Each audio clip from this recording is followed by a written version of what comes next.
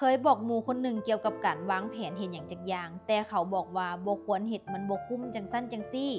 หลังจากนั้นหมู่ก็เอาความคิดเฮาไปใส่ตัดหน้า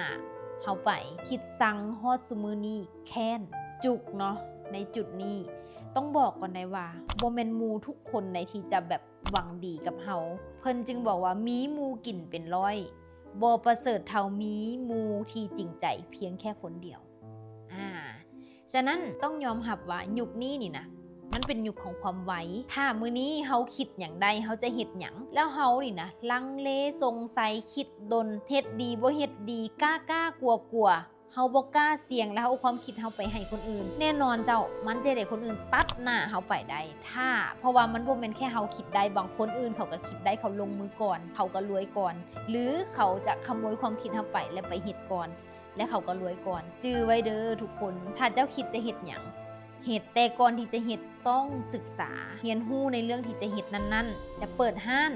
ก็ต้องศึกษาทำเลดีๆวางแผนเบิ่งกลยุทธ์คิดทุกรอบด้านพอวางแผนเรียบร้อยคิดทุกรอบด้านแล้วเนาะ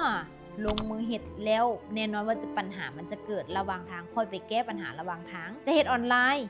ศึกษาก่อนพัฒนาตัวเองก่อนให้ฮู้รูปของออนไลน์มีหลายๆรูปก่อนแล้วค่อยไปลงทุนมันจึงจะเห็นให้เจ้าเติบโตฉะนั้นมื้อนี้สิ่งที่เจ้าคิดได้อย่างหนึ่งมันก็จะมีคนอีกหลายๆคนคิดได้คือกันเจ้าเฮ็ดซ่าคนอื่นก็เอาไปง่าไปเฮ็ดก่อนเจ้าบ่เฮ็ดคนอื่นเขาก็รวยความคิดของเจ้าอาจจะผุดขึ้นแล้วในหน้าตอนนี้นะแต่อีก2 ปีข้างหน้าคนอื่นเขาเฮ็ดก่อนแล้วเขาก็สำเร็จก่อนแล้วก็จะมานั่งคิดว่าอู้ฮู้จังซี่ค่อยเฮ็ดกันดีฮู้จังสั้นค่อยทำกันดีเนี่ยบ่ได้มันช้าไปเนาะหวังว่าบทเรียนในครั้งนี้มันจะสอนให้หลายๆคนได้ตระหนักว่ายุคนี้มันเป็นยุคของดิจิตอลเป็นยุคของออนไลน์มันไวเจ้าทุกอย่างมันไวไปหมดมันบ่มีหยังที่ท่าเฮาเลยแม้กระทั่งเวลาทุกๆเรื่องนะเจ้าสำหรับคลิปนี้ตุกตาลาไปก่อนแล้วเจอกันใหม่ในคลิปหน้าสบายดี